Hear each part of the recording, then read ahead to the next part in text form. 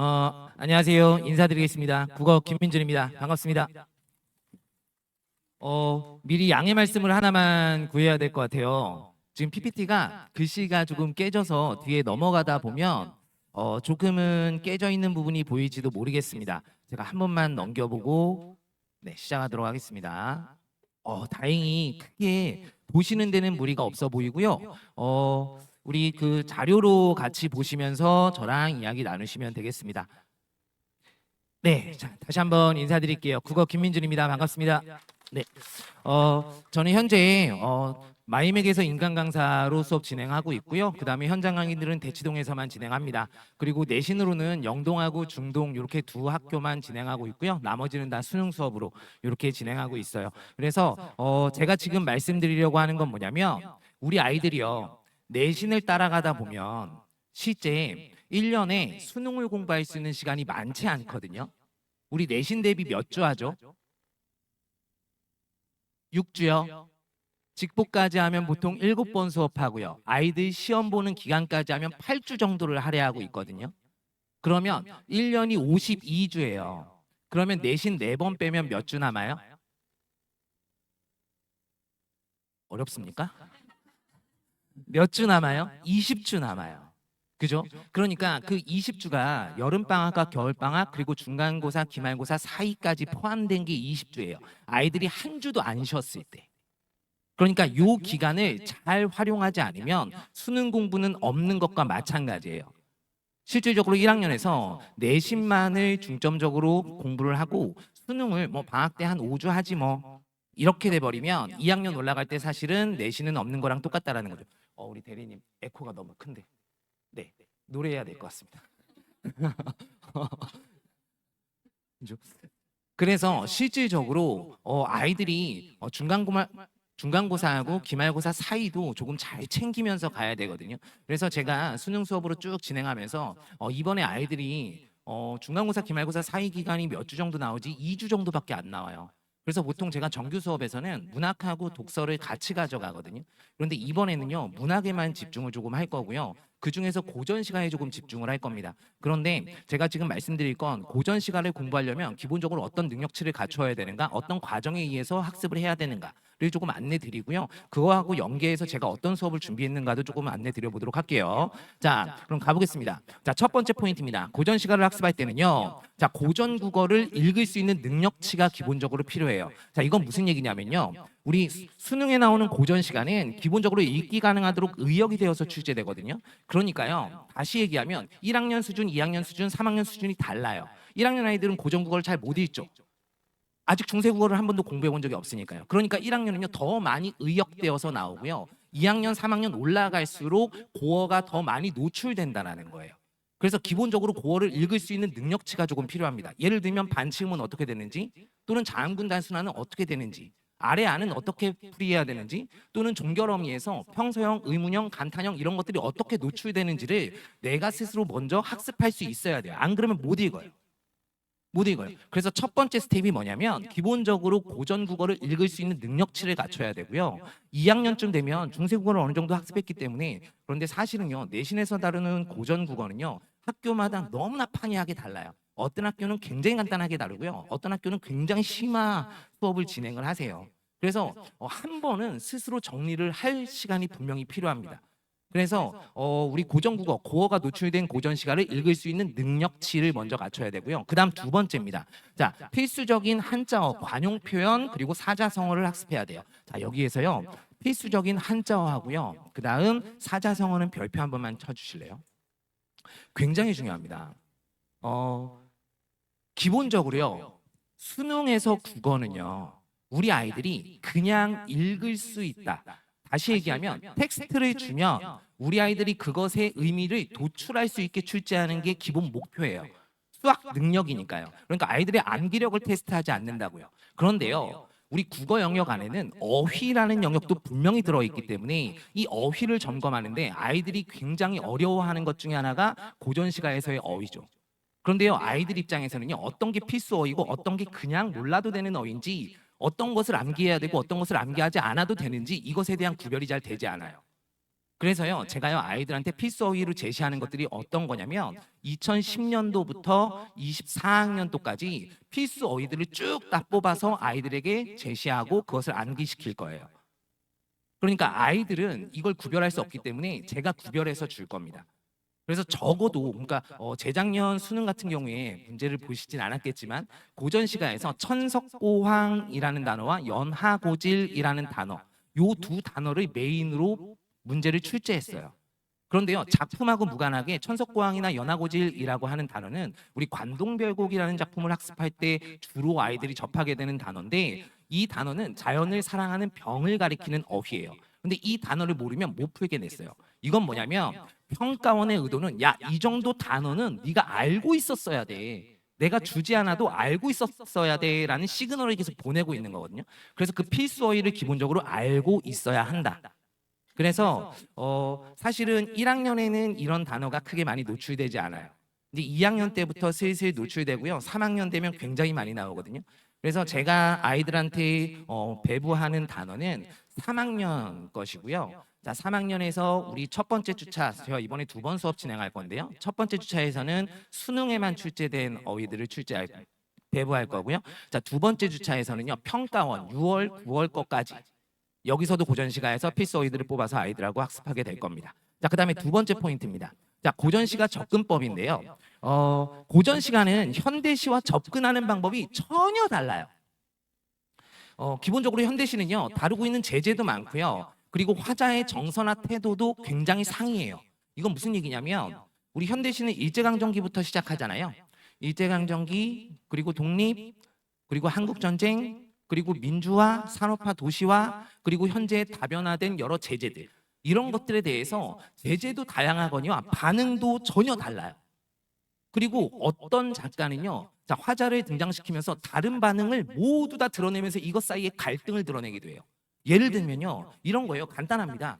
지금 김민준이 여기 앞에 서 있어요. 김민준에 대한 느낌이 어떠십니까? 갑자기 어떠십니까? 괜찮습니다.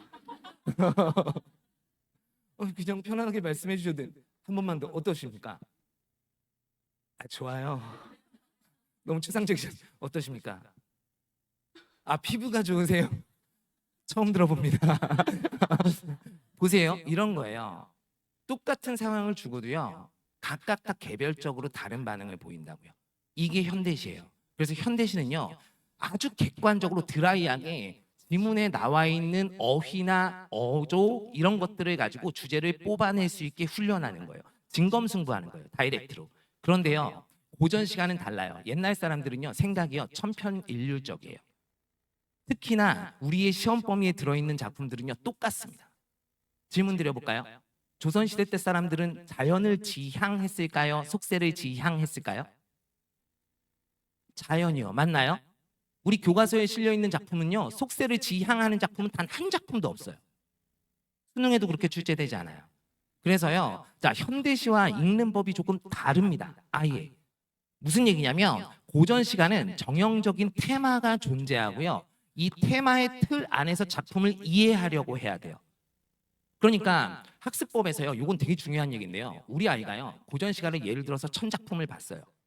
그러면요, 자연스럽게 체화될 수 있어요. 주제를 보면서 쭉 1000작품을 이렇게 나눠서 아, 이런 류의 작품이구나, 이런 류의 작품이구나. 가성비가 굉장히 떨어지는 일이죠. 내가 이 유형을 먼저 학습한 뒤에 작품을 끼워 넣는 것과 작품을 굉장히 많이 보다 보니까 이 유형이 나한테 읽는 것은 다른 얘기거든요. 그래서요, 수능에요, 출제된 그 유형들을 제가 정리해 봤더니 6가지입니다. 6가지고요. 나머지 한 20% 정도, 한 80% 정도는 6가지 틀에 다 들어가고요. 20% 정도는 어디서 출제되냐면 수능 EBS, 수능 특강에서 나옵니다. EBS.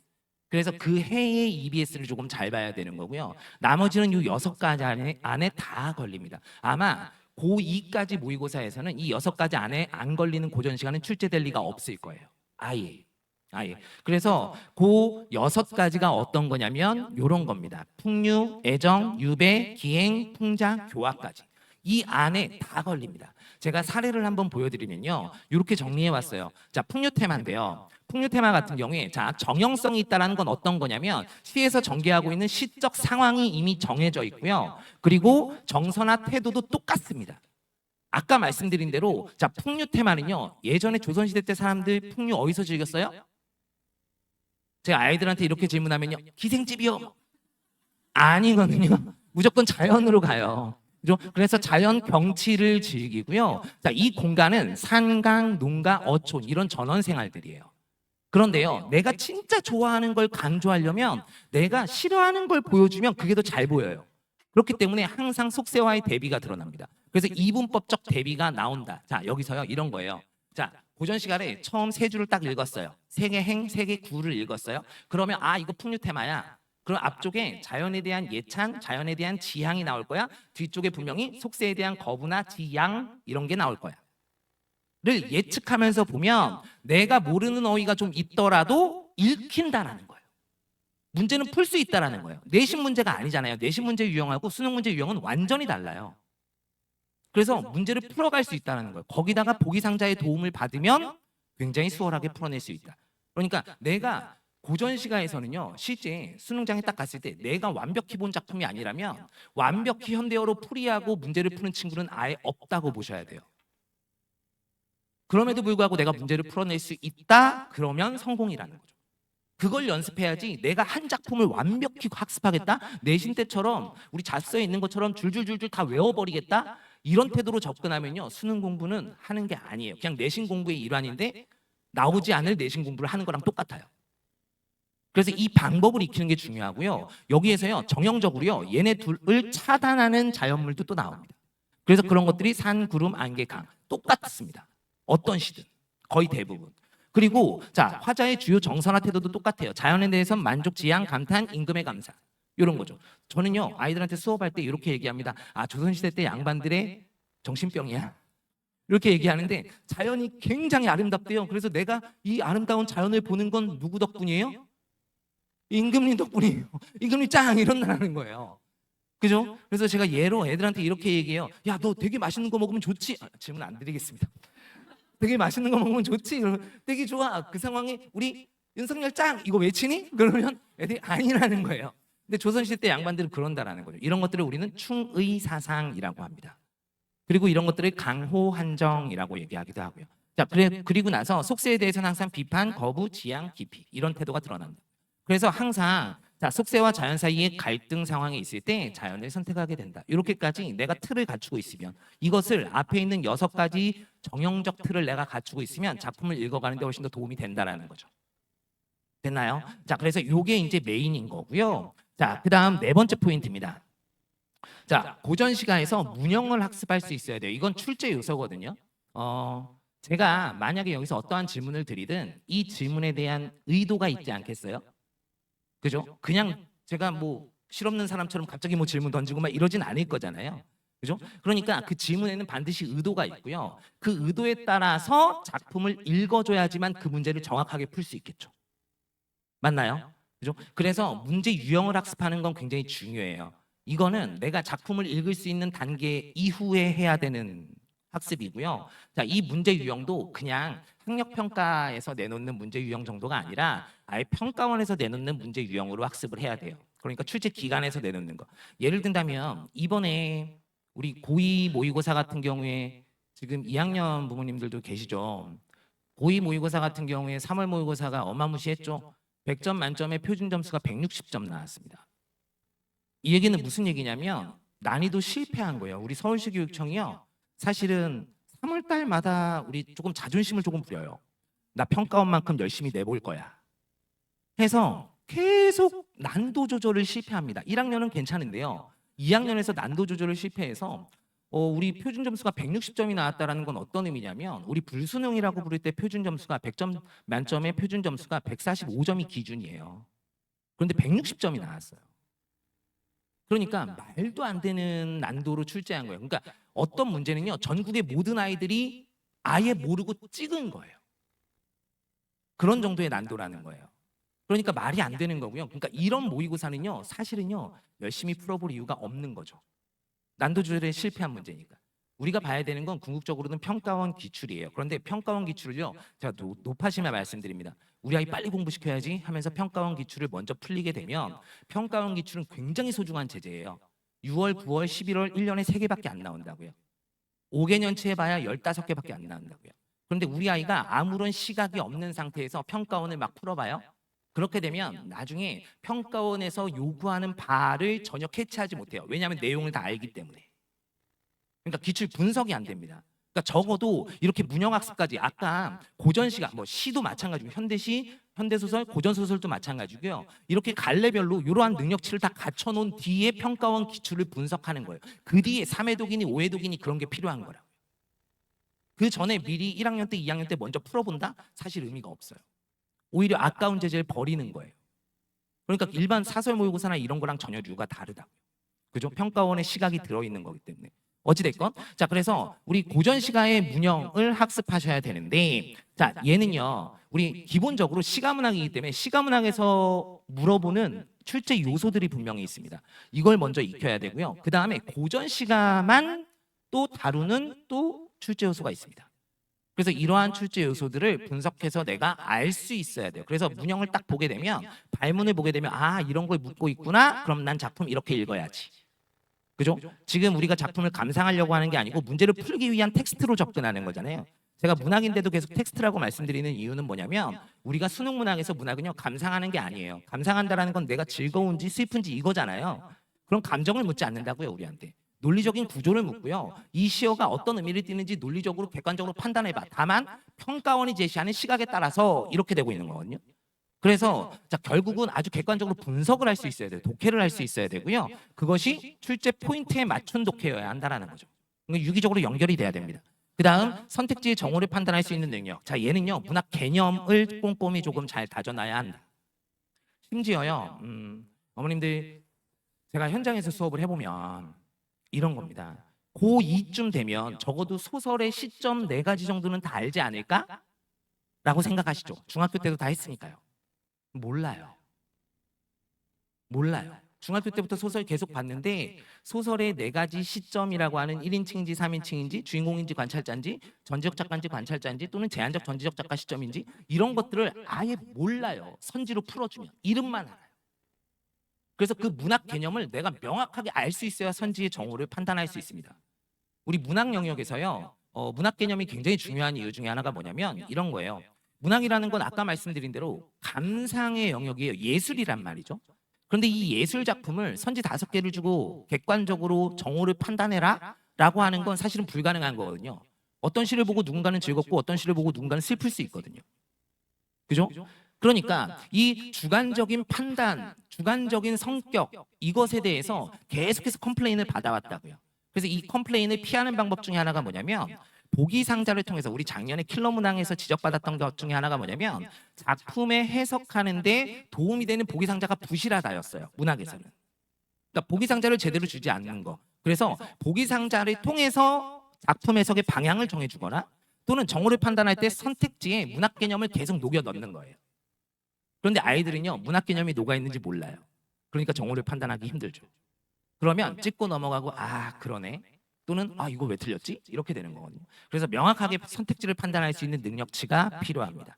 그래서 그거까지 하는 것이 이제 이걸 체화시키는 거. 실제로 이때 되면요 제가 문제 푸는 순서까지 다 정해줘요.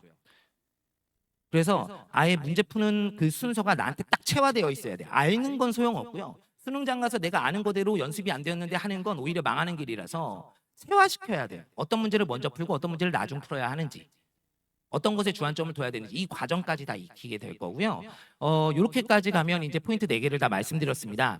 자, 이번 수업에서요. 자, 포인트 1, 2, 3까지는 제가 고1 수업에서 진행을 할 거고요. 그 다음에 포인트 2, 3, 4는 고2 수업에서 진행을 할 겁니다. 기본적으로 고1 아이들은 아직 중세국어를 학습하지 않았기 때문에 읽기 능력이나 어느 정도 필수 어휘 이런 것들이 굉장히 부족할 거라서 2학년도 어휘는 부족한 건 맞습니다. 그런데 읽을 수 있는 능력치는 조금 있을 거라 2학년 아이들은 2, 3, 4 이렇게까지 갈 거고요. 우리 주차 커리가 이렇게 됩니다. 1학년, 2학년 공통으로 자 테마는 똑같습니다. 1주차에 요 3가지 테마를 볼 거고요. 2주차에 이렇게 3가지 테마를 볼 겁니다. 자, 우리 1학년 아이들은 제재가 고2 학평이 될 거고요. 그 그다음에 2학년 아이들은 제재가 고3 학평 평가원이 될 겁니다. 이렇게 해서 조금은 어려운 제재로 2학년이 본다라는 거. 그리고 학습 내용은 실질적인 내용은 앞에 포인트 1, 2, 3 그리고 2, 3, 4 이렇게 될 거다라는 거고요. 자, 그다음에 과제는 이렇게 제시하겠습니다. 자, 고전 시가 필서의 100개. 그리고 데일리 고전 시가 제가요 이렇게 세 가지 테마를 학습하면 이 세 가지 테마를 적용할 수 있는 지문들을 연습할 수 있게 줄 거고요. 자, 얘는요 우리가 어차피 봐야 하는 교재라서 EBS에서 뽑아서 줄 겁니다. EBS에서 얘네들을 분류해서 요 테마별로 정리해서 아이들이 매일매일 학습할 수 있도록 그렇게 줄 거고요. 자, 그다음에 모의고사 한 회분씩. 자, 우리 아까 얘기했듯이요 3월달 모의고사 얘는 다시 풀어볼 이유가 전혀 없는 모의고사예요. 내가 공부하는데 심지어 제가요 요거 아이들하고 해설 강의 찍고 나서 아이들하고 이제 그 시험 보고 나서 만난 다음에요 제가 엄청 위로했어요. 그러니까 방학 동안에 아이들 열심히 공부했잖아요.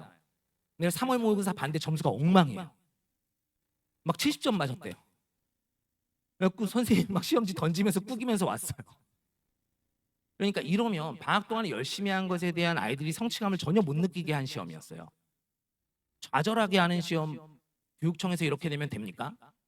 안 되잖아요. 그죠? 그러니까 3월 모의고사 같은 거 다시 풀어볼 이유 전혀 없는 모의고사예요. 그래서 제가요, 요거는 아이들 학평 중에서 꼭 풀어봐야 하는 것, 양질의 것만 뽑아서 아이들하고 항상 주고요. 1년 내내 얘는 성적표까지 나갈 거고요. 그다음에 관리 피드백. 자, 우리 관리 테스트 미통과나 과제가 미흡되면요. 목요일 날 제가 클리닉 직접 다 할 거고요. 자, 그다음에 우리 제 개인 실장님 계시고요. 그다음에 우리 조교들이 철저히 과제 주중에 계속 불러서 검사하도록 하겠습니다. 그리고 마지막으로 우리 피드백은요 이렇게 드릴 겁니다. 자, 제가 카톡으로 보내드릴 거고요. 자, 이 부분 눌러보시면 이렇게 뭐 성적표 조회하기 이렇게 눌러보시면 필독 사항으로 주차별 수업 내용 안내 드리고요. 그 다음에 뭐 개인별 전달 사항 그리고 클리닉 여부 이런 것들 과제 같은 것들 보실 수 있고요. 자, 그 다음에 뭐 성적표 이런 것 눌러보시면 우리 아이의 점수, 최고점의 점수, 평균 이런 것들 이렇게 추이로 다 살펴보실 수 있게 이렇게 보내드리도록 하겠습니다. 자, 그 다음 마지막으로 시간 안내까지만 드리고 마무리하겠습니다. 자, 우리 고1 수업은요. 자, 우리 회차 2회차로 진행되고요. 5월 4일 날 이렇게 2시 5시에 수업 진행하고요. 자, 제가 두강 말고 SNT에서도 한 타임 하거든요. SNT에서는 일요일 2시 5시입니다.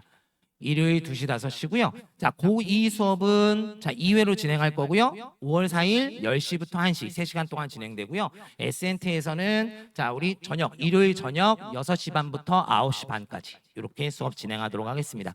그리고 고2 선수능 반은요. 얘는 제가 1년 동안 수능만 수업하는 반이에요. 그러니까 2학년쯤 되면 이제 1학년 때 내신이 안 나와서 이제 더 이상 내신이 의미가 없다. 예를 들면 뭐 4등급, 5등급 이렇게 되면 우리 아이가 가고 싶은 학교에 이 내신으로 갈 수 없잖아요. 2학년 때 드라마틱하게 내신 성적이 바뀌지 않거든요. 제가요 학교에 10년 정도 있었어요. 고3 담임을 3년 했어요. 근데요 2학년 내신이요 1학년 내신보다 드라마틱하게 달라지지 않아요. 그런 아이들은 거의 안 보여요. 실제로요. 그래서 그렇다면 빨리 수능을 시작하는 게 맞거든요. 그런데 우리 아이들이 수능을 공부할 곳이 많지 않아요. 온라인 말고. 그래서 요 반은 어떤 반이냐면 제가 1년 동안요 고3하고 똑같이 주차수 가져가면서 내신 기간 때 4주 정도씩만 휴강하고 1년 내내 가는 반이에요. 그래서 얘는 36주로 수업 진행하는 반입니다. 그래서 얘는 우리 기말고사 전까지 6주 진행하고요. 그 다음에 여름부터도 계속해서 수업 진행해서 36주로 지금 수업을 진행하고 있는 반이에요. 그래서 선수능 반은 이렇게 토요일 저녁입니다. 6시 반부터 9시 반이고요. 그 다음에 중동 단독반, 중동고는요. 우리 실제로 1학년에서 서술형이 굉장히 까탈스럽게 나옵니다. 지문 요약하기. 그래서 얘네는 제가 단독반으로 수업 진행하고요. 자, 일요일 날 아침 9시 반부터 1시까지 이렇게 3시간 반으로 수업 진행합니다. 이렇게까지 말씀드리면 제가 드리고 싶은 이야기는 다 준비한 건 다 드린 것 같아요. 모쪼록 지금 아이들 내신 마무리하는 기간으로 굉장히 힘들 거예요. 부모님들도 아이들 스트레스 받아주시느라 굉장히 힘드시죠. 마지막까지 아이들 조금 잘 응원해 주시고요. 좋은 결과 있으시기를 또 바라겠습니다. 여기까지 하겠습니다. 김민준이었습니다.